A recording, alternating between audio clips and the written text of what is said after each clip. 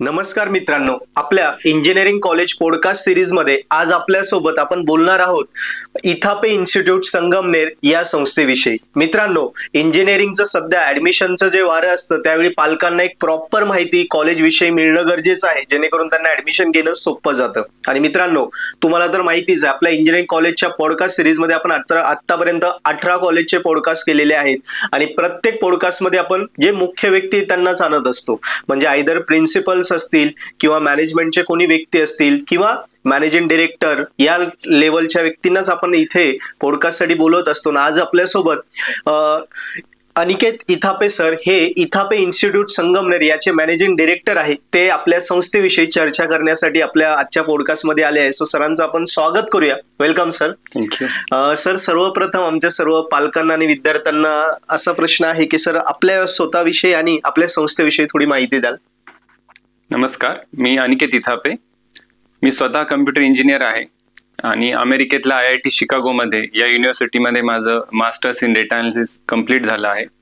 त्यानंतर मी न्यूयॉर्कमध्ये as data analyst 2 वर्ष काम करत होतो आणि त्यानंतर हे काम करत असताना मला असं लक्षात आलं की जे टेक्नॉलॉजीमध्ये चेंजेस होत आहेत आणि भारताला त्यात खूप संधी उपलब्ध आहे, तर त्यात मला वाटलं की भारतात येऊन काम करावं. म्हणून मी 2019 मध्ये इथापे इन्स्टिट्यूटमध्ये जॉईन झालो.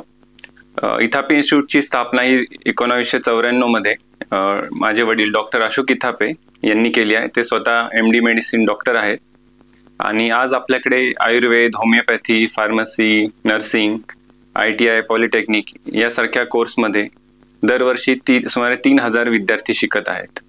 Great sir. तर सर, आपला दुसरा महत्वाचा प्रश्न की आपण आपल्या जे इंजिनिअरिंग कॉलेज आहे इथापे इन्स्टिट्यूट याच्यामध्ये इंजिनिअरिंगच्या येऊ बघणाऱ्या मुलांसाठी काय काय फॅसिलिटीज प्रोव्हाइड करतो आहे? आपल्याकडे जे इन्फ्रास्ट्रक्चर अवेलेबल आहे त्यामध्ये हॉस्टेल फॅसिलिटीज, ट्रान्सपोर्ट फॅसिलिटीज सुद्धा अवेलेबल आहे.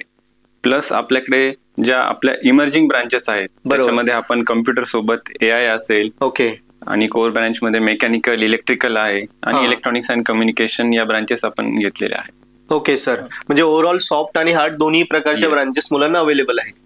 Great sir. सर, आता ज्या मुलांना समजा आपल्याकडे ऍडमिशन घ्यायचं आहे, त्यांनी डिसाईड केलेलं आहे, सो त्यांची एक ओव्हरऑल डेव्हलपमेंट तर 4 वर्षात झाली पाहिजे.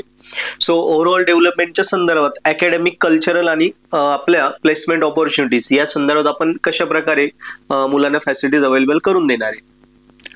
अकॅडमिक्स मध्ये आता आपल्याला माहितच असेल की फक्त थेरी लेक्चर हे आज इनफ नाहीये. त्यासाठी आपण त्यांना काही ऑनलाईन सोर्सेस सुद्धा अवेलेबल करून देतो, जसं पर्पल हॅट असेल किंवा बाकी इतर ऑप्शन्स असेल, त्यातूनही मुलं शिकत आहेत. आणि अकॅडमिक्स सोबतच आपण मुलांना हँड्स ऑन ट्रेनिंग काय मिळेल यासाठी आपण मुलांना डे 1 पासूनच इंटर्नशिप्स कशा मिळतील आणि त्यांना ऑन द ट्रेनिंग कसं आपल्याला हे शिकता येईल याकडे आपला जास्त भर आहे.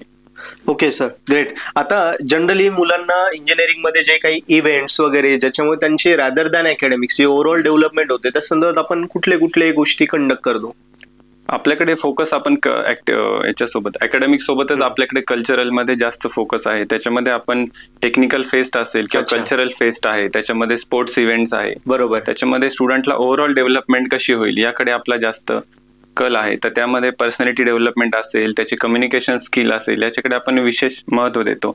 कारण जेव्हा प्लेसमेंटसाठी आपण बघतो तर प्लेसमेंटसाठी आपल्याला अकॅडमिक्स सोबतच आपल्याला त्याच्यासाठी ग्रुप डिस्कशन असेल किंवा कम्युनिकेशन असेल हे पण तितकंच महत्वाचं आहे. बरोबर सर. त्यामुळे आपण ज्या काही ऍक्टिव्हिटीज करतो त्याच्यामध्ये त्यांच्या ओव्हरऑल ग्रोथमध्ये प्रॉब्लेम सॉल्व्हिंग स्किल असेल, कम्युनिकेशन असेल, याच्यावर आपण जास्त भर देतो. ओके, म्हणजे जेणेकरून त्यांच्या अकॅडमिक सोबत अदर ओव्हरऑल ग्रोथ पण त्यांची होते आणि इनडायरेक्टली त्यांना प्लेसमेंटलाही पुढे फायदा होऊ शकतो. Yes, great sir. Sir, next 5 years आपल्या संस्थेचं काय विजन आहे? नेक्स्ट आपल्या पुढच्या 5 वर्षाचं असं विजन आहे की जो आपल्या स्टुडंट आपल्या कॉलेजमध्ये ऍडमिशन घेईल त्याला फक्त प्लेसमेंटवर फोकस न करता त्याचा जो ओव्हरऑल सर्वांगीण विकास आपण करण्यासाठी, येस सर, त्याच्यामध्ये मग डिझाईन थिंकिंग असेल, त्याचं कम्युनिकेशन असेल, पर्सनॅलिटी डेव्हलपमेंट असेल आणि प्लेसमेंट सोबतच त्याला 4 वर्षानंतर त्याला मास्टर्स करायचं असेल तर भारतात किंवा भारताबाहेर काय संधी उपलब्ध आहे त्यासाठी आपण त्याला एज्युकेशन देतोय. त्याचबरोबर फॉरेन लँग्वेजचं पण आपण त्याला एज्युकेशन देतोय. सध्या आमच्याकडे जर्मनी आणि जापनीज या 2 लँग्वेजचं आपण ट्रेनिंग सुरू केलं आहे आणि इथे दोन्ही देशांमध्ये मोठ्या प्रमाणात आपले भारतीय स्टुडंट जात आहेत. Okay, great sir.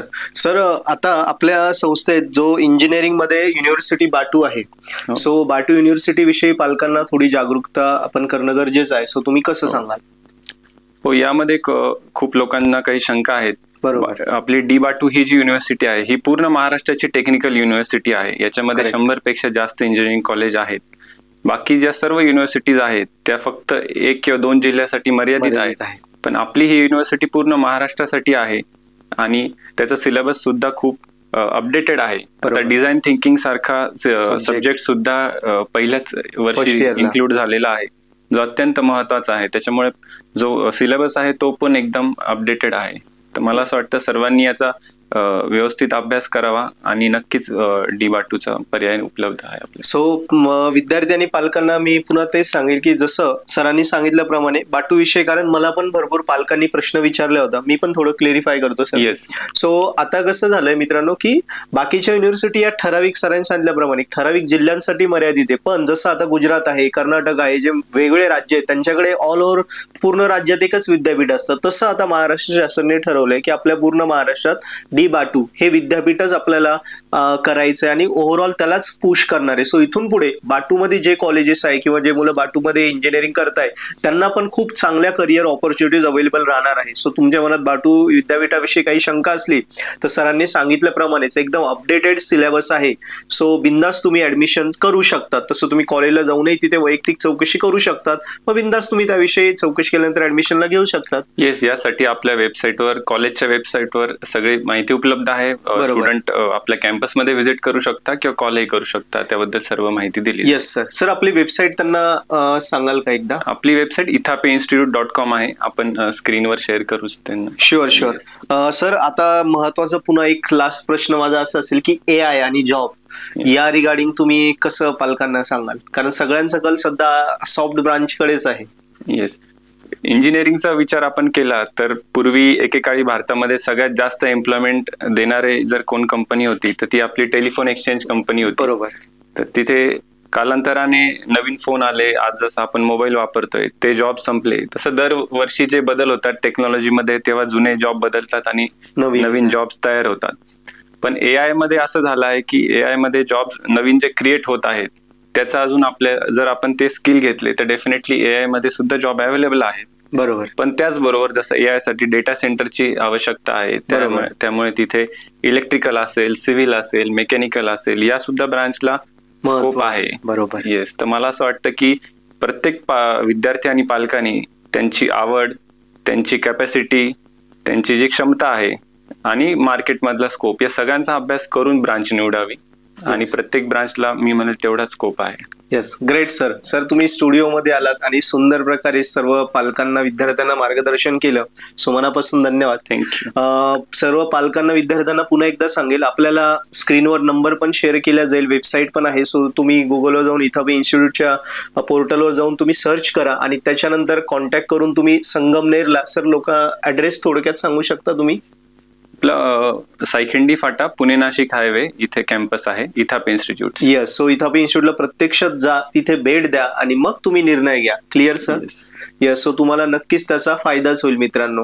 बाकी आपल्या पॉडकास्ट तुम्हाला आवडला तर नक्की आपल्या सर्व फ्रेंड्सलाही शेअर करा, कारण इंजिनिअरिंग ऍडमिशनची वेळ असते. सो प्रॉपर माहिती मुलांपर्यंत पोहोचणं, पालकांपर्यंत पोहोचणं खूप गरजेचं आहे.